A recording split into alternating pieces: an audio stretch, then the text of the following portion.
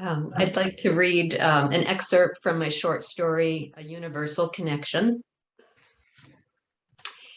It surprised Tilly to learn that many Korean women slept with stuffed animals.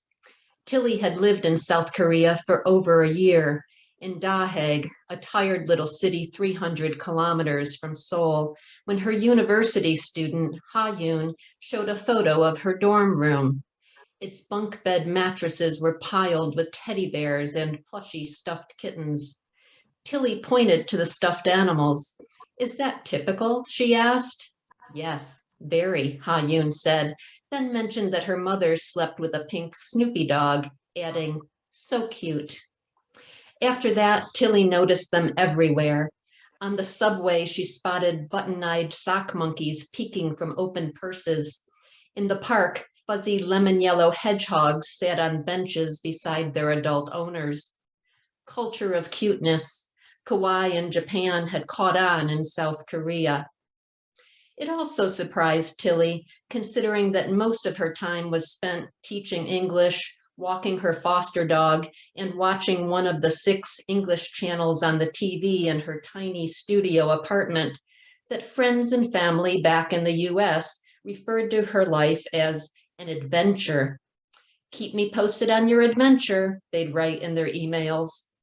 Tilly had left Cincinnati and relocated to South Korea, mainly because the teaching job market in Ohio had sucked at the time, as did the string of middle-aged men she'd met for coffee after receiving their electronic winks in her online dating inbox.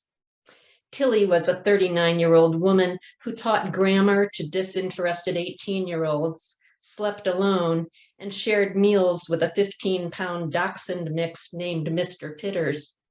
Some adventure. That said, there were many aspects of living in South Korea that Tilly appreciated.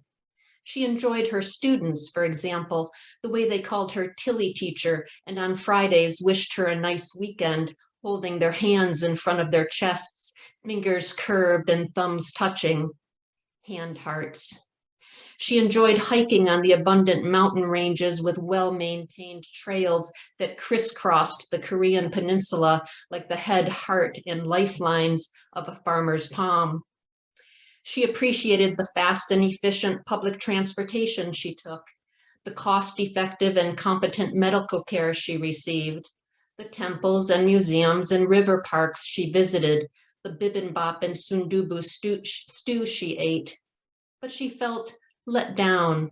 She'd moved halfway around the world, yet still, on a day-to-day basis, her life felt lackluster, lonely. Before arriving in South Korea, Tilly had high hopes regarding romantic prospects. In Korea, she reasoned, she'd be an exotic foreigner, a woman of the world. What hot Asian man could resist that? She imagined being chatted up by handsome Korean businessmen and asked out to dinner by American or Australian men, venturesome expats resembling hot CNN journalists in khaki pants with lots of pockets. After relocating, Tilly learned that South Korea, with its population of 50 million, included roughly 22,000 foreign English teachers. Half of those foreigners were women, leaving 11,000 men, most of whom were 20-somethings fresh out of college. The majority of Korean men her age spoke very little English, especially those in her city of Dahae. The few Western men over the age of 40 seemed to be into Asian women. In terms of sheer numbers of potential romantic partners, Tilly was screwed, or most likely not. In spite of those sobering odds, Tilly took on the tedious task of creating an online dating profile.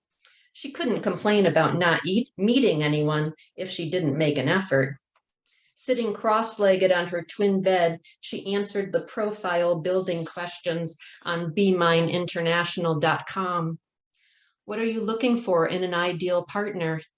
A pulse in his own teeth, Tilly mumbled, then typed, a gentleman who is kind, well-educated, healthy, and engaged in life. What's your biggest pet peeve? I'm not a fan of babies who blat like donkeys. Chronic lateness, she wrote. What do you enjoy doing in your leisure time? Talking to myself, eating Chips Ahoy by the bag, drinking beer through a straw. Tilly typed, I enjoy hiking.